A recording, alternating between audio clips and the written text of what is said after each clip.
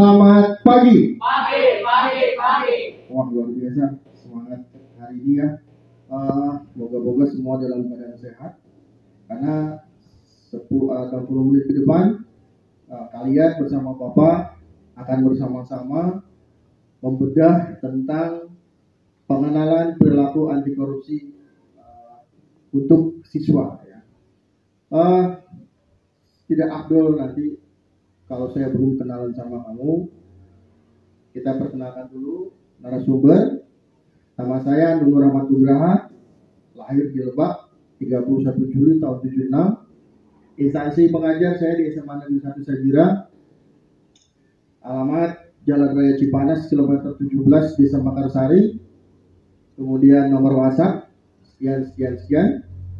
Oke, pengalaman organisasi sebagai instruktur, sebagai penyusun soal USBN. Apa sih USBN itu? Ujian sekolah berstandar nasional. Kalau zaman dulu anak kelas 3 itu PPKN-nya soalnya dibuat oleh tim provinsi yang ditunjuk, satu kabupaten satu biasanya. Jadi kita kumpul 9 orang dari kabupaten kota membuat soal. Dulu ada 2 tipe namanya, soal KTSP, soal yang biasa. Nah, kebetulan alhamdulillah saya dari 2014, 15, 16 sebelum Covid ya, itu masih masuk sebagai penyusun soal. Pengalaman kedua adalah Ketua MGMP PPKN Bapak.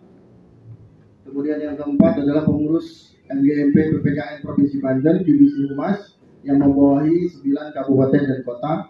Dan yang terakhir adalah Ketua Bank Sampah Barangbang. Ini tempat saya tinggal. Oke, mungkin kalian bertanya apa sih dikumpulin hari ini kita ya. Maksud kita berkumpul hari ini adalah kita punya tujuan kegiatan. Yang pertama, agar siswa memahami definisi korupsi. Korupsi apa sih? Ya. Karena banyak yang tidak sadar bahwa kita melakukan tindakan korupsi tapi merasa itu bukan. Karena masih tidak tahu apa sih korupsi itu. Yang nomor 2, siswa mampu memahami faktor dan teori penyebab korupsi. Nanti harapan ke depan setelah diklat ini kalian memahami penyebab kenapa orang melakukan korupsi. Ya, karena korupsi itu dilakukan bukan hanya oleh orang besar saja, tapi juga orang-orang kecil ya, termasuk guru kan. Nomor 3, siswa memahami dampak korupsi. Karena korupsi ini efeknya luar biasa ke segala bidang. Yang keempat, siswa mampu memahami nilai integritas dan nilai anti korupsi. Nah, ini tujuan kita. Bagaimana kita paham cara bertindak, berperilaku sebagai warga negara yang tidak mau korupsi. Ya, sebelum kita mulai, kita bersama-sama menyanyikan lagu Indonesia Raya. Setelah itu kita akan berdoa untuk lancarnya kegiatan kali ini.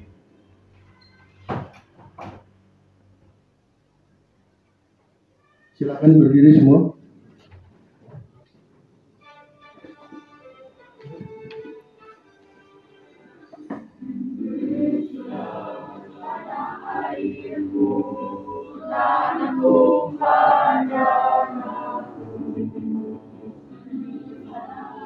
Aku berdiri dan padu ibu Indonesia, bangsa dan tanah air. Mari kita berseru Indonesia bersatu. Hiduplah tanahku, hiduplah negeriku, bangsaku, rakyatku semua. Bangunlah jiwanya, bangunlah badannya untuk Indonesia Raya. Indonesia Raya, merdeka, merdeka, tanahku, negeriku yang kucinta. Indonesia Raya, merdeka, merdeka, hiduplah Indonesia Raya. Indonesia Raya, merdeka, merdeka. yang ku cinta. Indonesia Raya merdeka, merdeka, hiduplah Indonesia Raya. Oke, silakan duduk kembali.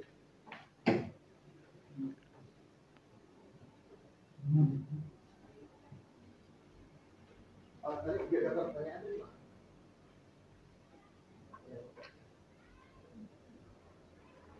Oke.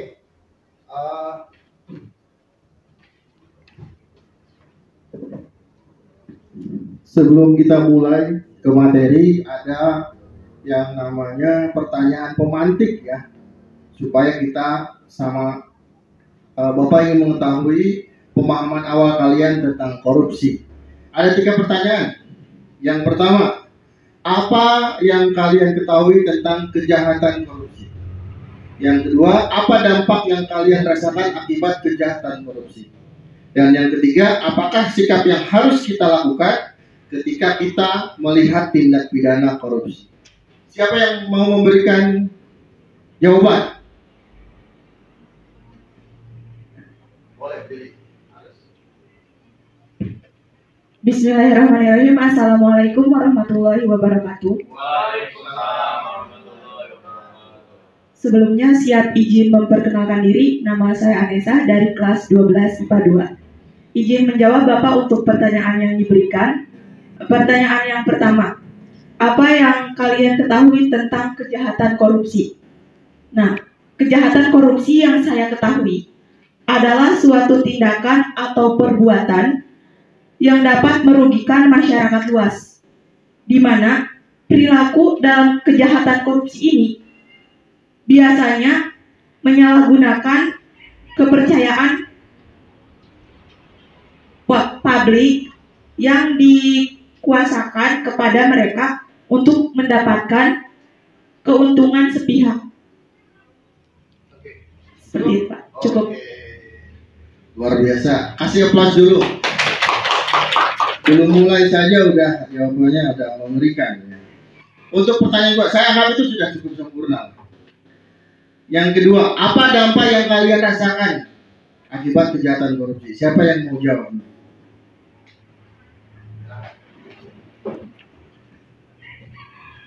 Perkenalkan nama. Bismillahirrahmanirrahim. Assalamualaikum warahmatullahi wabarakatuh. Izin memperkenalkan diri, nama saya Sri Andini dari kelas 12 IPS 3. Izin menjawab ya Pak. Ya, silakan. Apa dampak yang kalian rasakan akibat kejahatan korupsi? Tindakan korupsi sangat merugikan negara dan masyarakat karena dapat mengakibatkan melambatnya pertumbuhan ekonomi negara, meningkatnya kemiskinan, menurunnya investasi, menurunnya kualitas lingkungan. Cukup Pak. Wah, mantap. Ya, kasih aplaus dulu. Terima kasih. Dua jawaban sudah ada di dalamnya. Saya pikir kita sudah cukup familiar dengan kejahatan korupsi. Tapi nomor 3 ini yang paling menantang. Apa sikap yang harus kita lakukan kalau kita melihat tindak korupsi itu? Siapa yang mau jawab? Oke.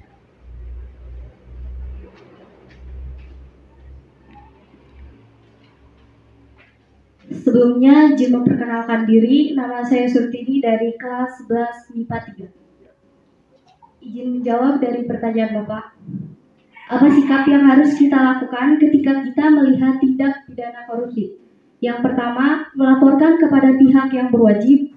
Kedua, tidak menirunya karena hal itu adalah perbuatan tidak terpuji dan melanggar aturan negara. Ketiga, mengingatkan agar tidak mengulanginya lagi. Keempat, selalu taat kepada Tuhan dan tahu apa sanksi jika melakukannya. Wah, luar biasa. Cukup sekian. 3 pertanyaan dijawab dengan sempurna, nilainya 100 ya. Kita akan cek apakah betul jawaban menurut Panul 100 itu nanti ada di sini ya. Karena saya bisa ngomong 100 karena materinya ternyata sudah banyak kalian ketahui. Ya, ada 4 materi yang akan kita pelajari. Yang pertama adalah mengenal kejahatan korupsi. Yang kedua dampak korupsi. Yang ketiga adalah faktor penyebab orang melakukan korupsi. yang terakhir adalah integritas dan nilai anti korupsi.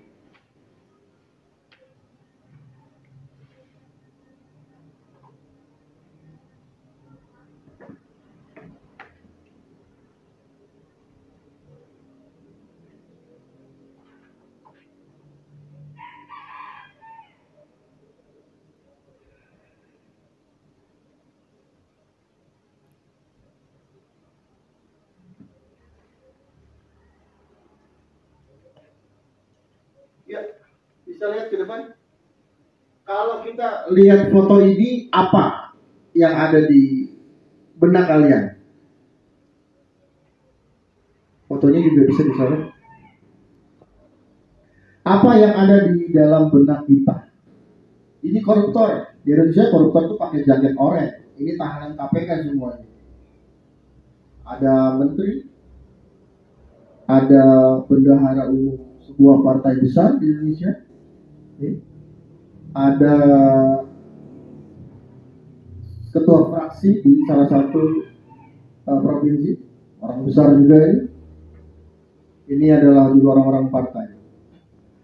Mereka semua tersenyum. Kenapa ya? Di Jepang, di Korea, orang korupsi itu minta maafnya sampai membungkuk-bungkuk. Bahkan kalau perlu bunuh diri. Banyak di Korea, di Jepang, koruptor itu bunuh diri. Apalagi kalau pelakunya adalah seorang pejabat. Di kita lihat tuh wajahnya smile ya. Seorang mereka tidak merasa bersalah. Ya. Cheers. Kenapa? Karena hukuman korupsi di Indonesia sungguh sangat ringan. Nanti kita akan bahas seperti apa sih. Oke, ada video ini saya skip saja. Mengenal kejahatan korupsi.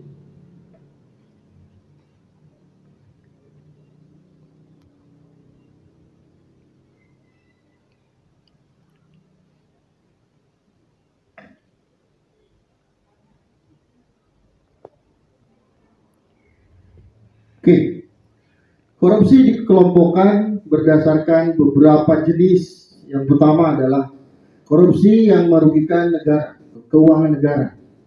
Jadi kalau ini misalkan ada proyek pembangunan jalan dikorup, kadang-kadang gila-gilaan sampai 50%, itu masuknya ke sini.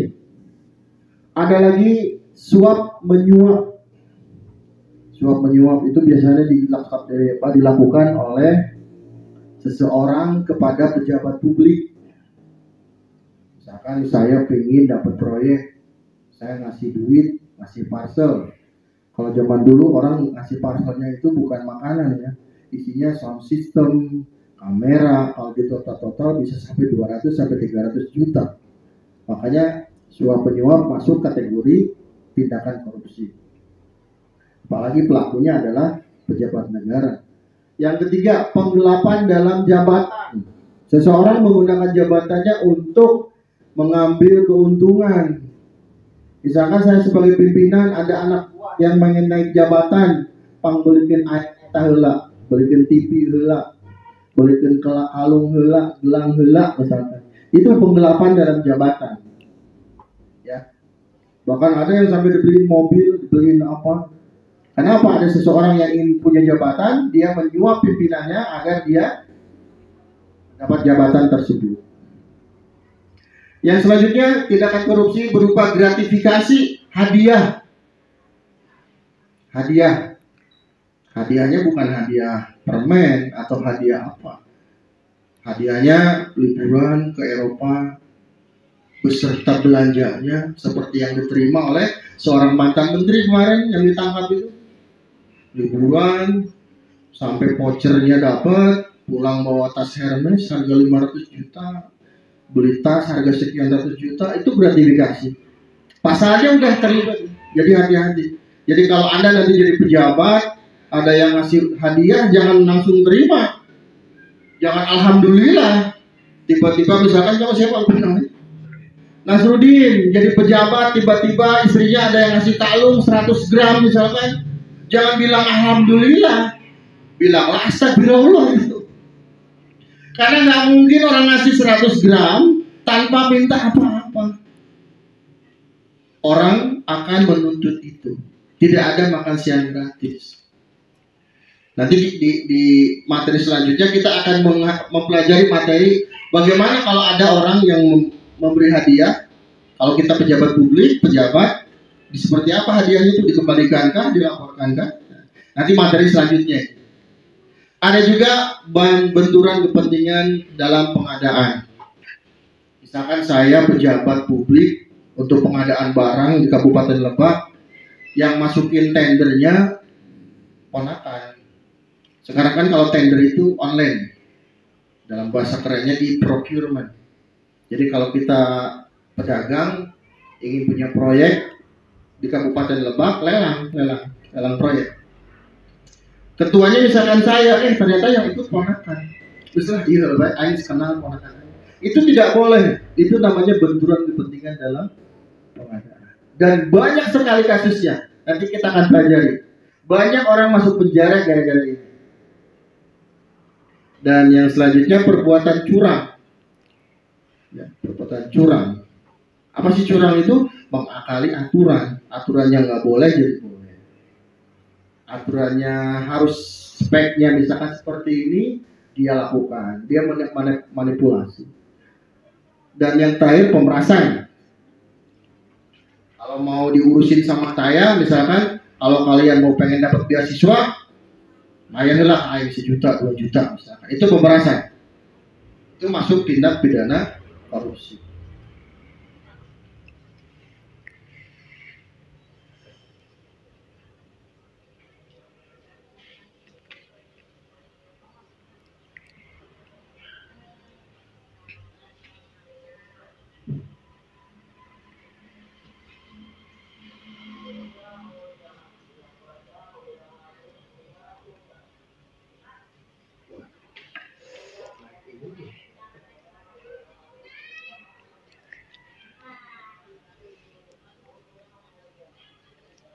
Baterainya masih aman?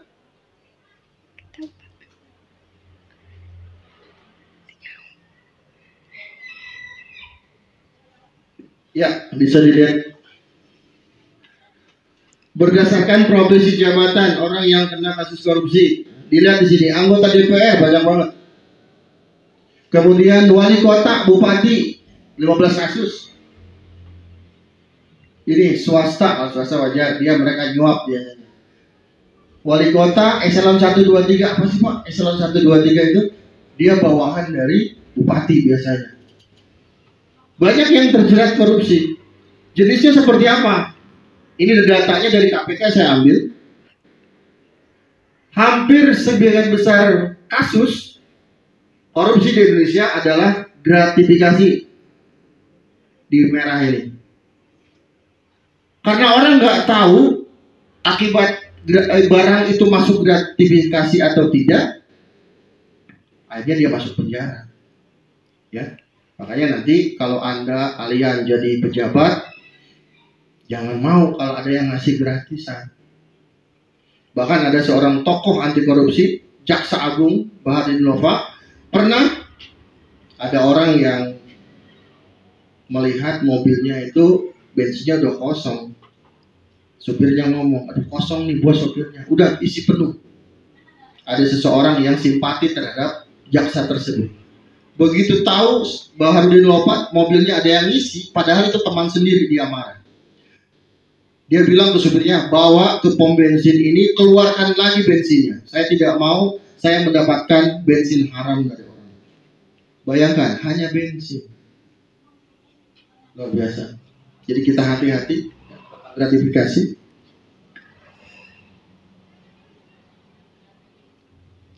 Oke. Dari sini ada yang mau ditanyakan dulu? Bisa di stop dulu nih. Korporasi dan pemerintahan. Munculnya pejabat-pejabat yang menggunakan jabatannya untuk mengeruk kepentingan keuntungan pribadi kelompok. Kalau sekarang ditambah lagi nih, orang korupsi itu bukan hanya memperkaya diri orang lain, kelompoknya, sekarang korporasi. Jadi kalau saya sebagai pejabat mengeluarkan undang-undang, peraturan yang menguntungkan seorang pihak dan dengan melawan hukum, maka itu masuk tindakan korupsi. Di pemerintahan juga sama, birokrasi makin lambat. Bikin KTP lambat, kalau pengen cepat pakai duit. Bikin BPJS lambat, kalau mau lambat, nggak mau cepat pakai duit. Ini salah satu dampak korupsi di birokrasi dan pemerintahan.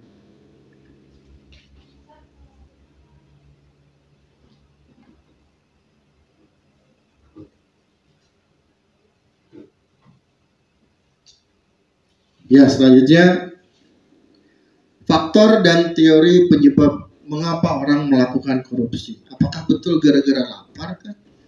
Apa betul gara-gara karena memang butuh uang kah? Kalau dari tadi grafik yang dibuat KPK tentang kasus korupsi tahun 2001, rata-rata pelaku korupsi bukan orang miskin. Ya, bahkan salah satu mentor kami dari KPK, Master Nenong, dia adalah master kegiatan pemandu kegiatan, mengatakan ada salah satu anggota DPR yang korupsi itu tasnya harganya ratusan juta. Jadi bukan orang miskin, tapi dia korupsi.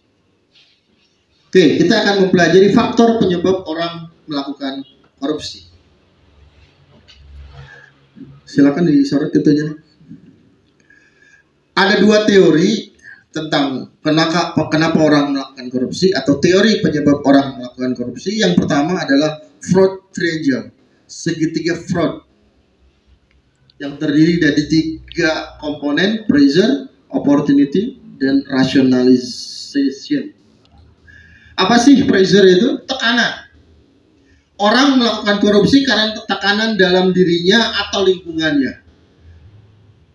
Kalau tekanan dalam dirinya, misalkan begini, anak saya mau sekolah, mau kuliah, tapi saya nggak punya duit. Istri saya sakit, anak saya sakit, mau operasi, tapi saya nggak punya duit. Dia kemudian melakukan korupsi. Itu faktor yang ada di dalam diri, namanya internal. Ada juga faktor eksternal, tekanan dari luar.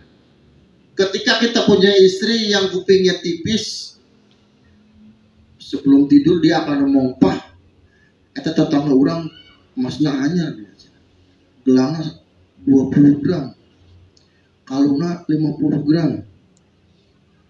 Pah, depan rumah kita mobilnya ganti. Pah, si anu liburan ke Hong Kong."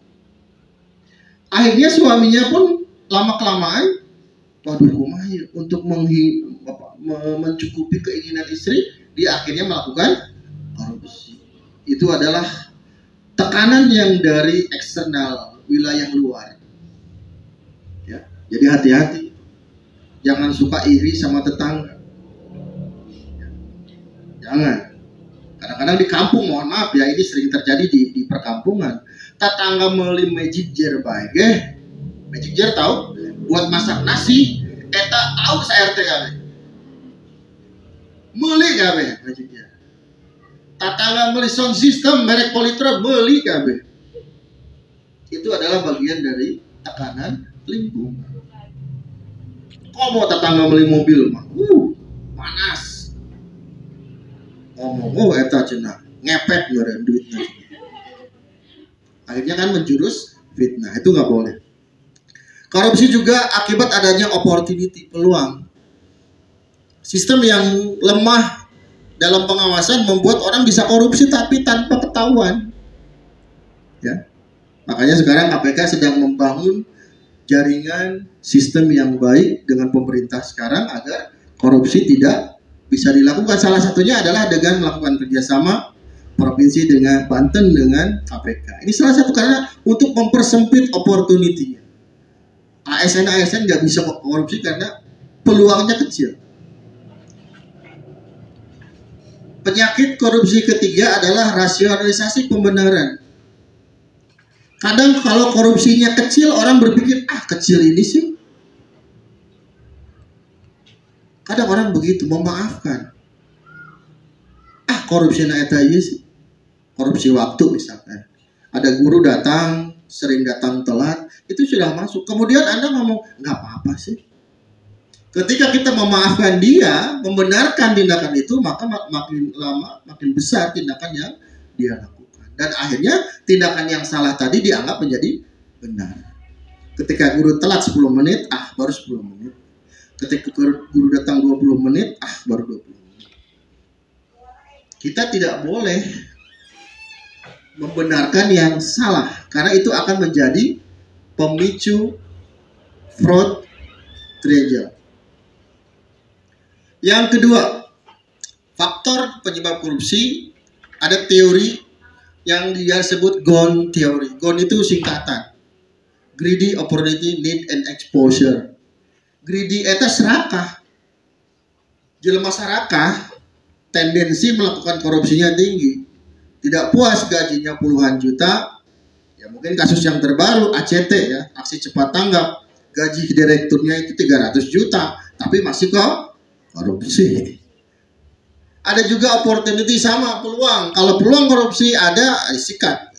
Makanya sekarang Indonesia sedang membangun sistem yang membuat kesempatan korupsinya rendah. Yang ketiga, need, kabutuh. Tadi pemajikan gering, sang laki gering, anak hayang sekolah, dan lain-lain, kemudian membuat kita tergoda untuk melakukan korupsi. Need ini kebutuhan. Dan yang terakhir, exposure. Exposure itu penindakan korupsi di Indonesia ternyata masih lemah, hukumannya jauh dari efek yang dia timbulkan. Korupsi 20 miliar, dia balikin ke negara paling 1 miliar, 2 miliar. 18 miliar bagaimana? Ditanggung sama kita. Kenapa kita harus menjadikan korupsi musuh bersama? Karena setiap tindakan korupsi akan jadi beban kalian dan anak cucu kalian. Korupsi 20 miliar, harta yang disita oleh pemerintah paling 2 M. 18 miliar kemana yang nggak ganti kerugian negara? Dimasukkan kepada beban pemegang pajak. Yang salah satu diantaranya marane, kita, Bapak. Dan tidak mungkin generasi kita akan bayar, akan mungkin dibayar oleh anak kalian atau cucu kalian. Bahayanya korupsi karena ini. Hukuman terhadap pelaku korupsi masih sangat rendah. Oke, ini kenapa disebut triangle segitiga yang seperti ini? Ada opportunity, rasionalisasi, dan pressure. Lagi banyak hutang katanya. Misalkan saya sebagai guru suka pinjam online, di telepon, ditakut-takutin, akhirnya saya korupsi untuk membayar hutang. Itu salah satu contoh. Oke, kita masuk ke materi terakhir tentang integritas dan perilaku anti korupsi. Materi tadi penyebab anti korupsi, ada yang mau bertanya? Silakan. Absen sudah diisi? Diisi. Gak apa-apa, dua lembar dulu.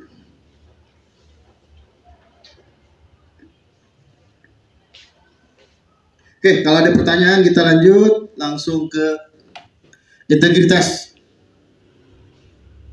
Ini yang sedang kita bangun, Indonesia bangun adalah insan Pancasila yang punya integritas.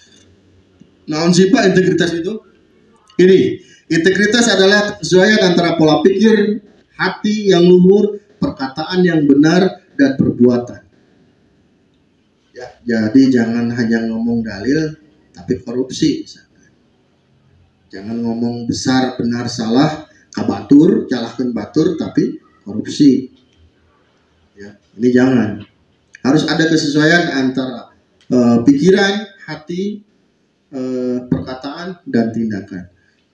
Ini harapan Indonesia 2024 nanti punya generasi emas. Ini nih. Ada 9 nilai perilaku anti korupsi yang harus kita pahami.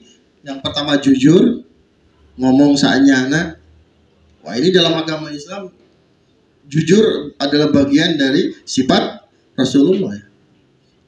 Hingga dia mendapat gelar apa sih? Hah? Ada yang tahu kenapa ini jadi sifat Rasul, ciri dari Rasulullah? Karena dia mempunyai sifat apa dalam bahasa itu? Amanah, betul. sidik, tablik, peduli, care.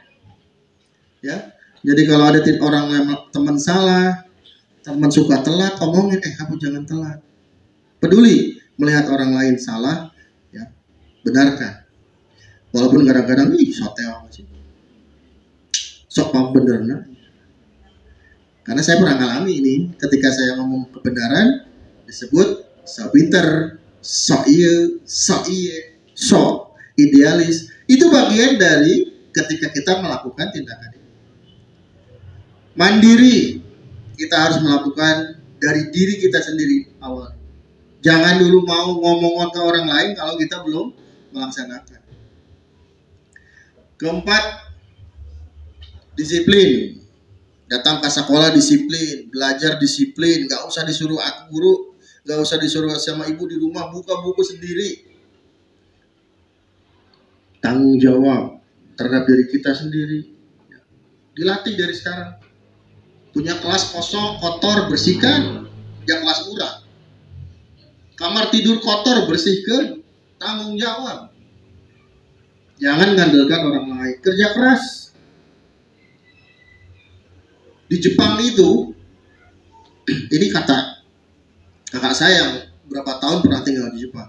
Kalau ada laki-laki pulang jam 4, itu disebut laki pemalas. Jadi kalau kerja jam 7, pulang jam 4 sore itu pemalas.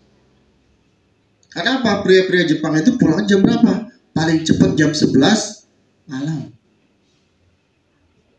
Bahkan kakak saya pernah tinggal di Jepang berapa tahun, itu pulang ke rumah itu jam 3 malam. Tidur jam 3, 4, 5, jam 5 udah bangun. Udah langsung kerja lagi ke kantor, ke pabrik. Dia kerja di perusahaan di Honda di Jepang. Kerja keras. Ya. Apalagi kalau orang Jepang melihat laki-laki pengangguran, mesti dianggap mending bunuh diri baik. Sederhana. Dulu wakil presiden kita Muhammad Hatta ingin beli sepatu merek Belly, tapi nggak punya duit. Bayangkan, seorang wakil presiden hayang beli sepatu tapi itu bukan duit. Karena apa? Dia sederhana. Dia bisa aja minta ke negara, sepatu Belly berapa sih? Sekarang aja paling harganya 3 jutaan. Tapi seorang wakil presiden waktu itu nggak mampu beli. Pak Jokowi juga sama sekarang.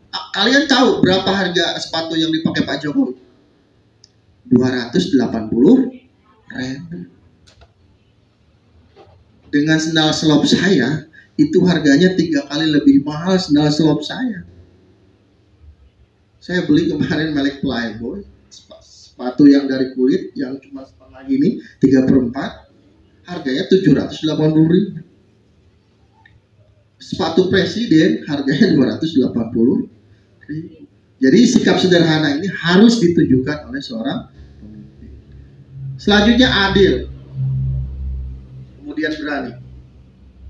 Ya, dulu ada sahabat Nabi Abu Bakar, ya, yang sangat terkenal keberanian dan keadilan.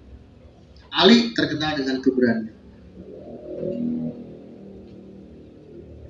Oke, saya ingin kalian nonton video ini.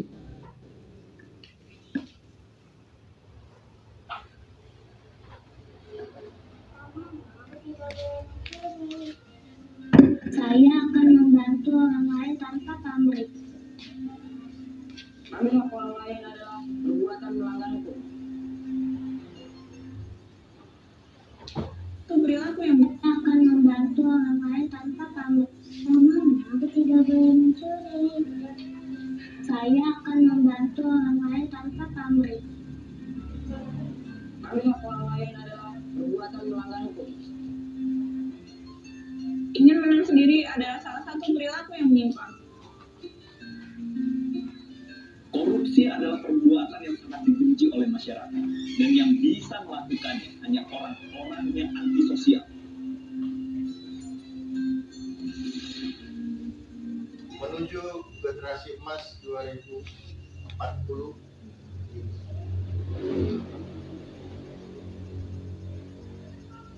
Oke, bisa di surat pelajaran. Demikian materi sosialisasi tentang anti korupsi ini untuk siswa.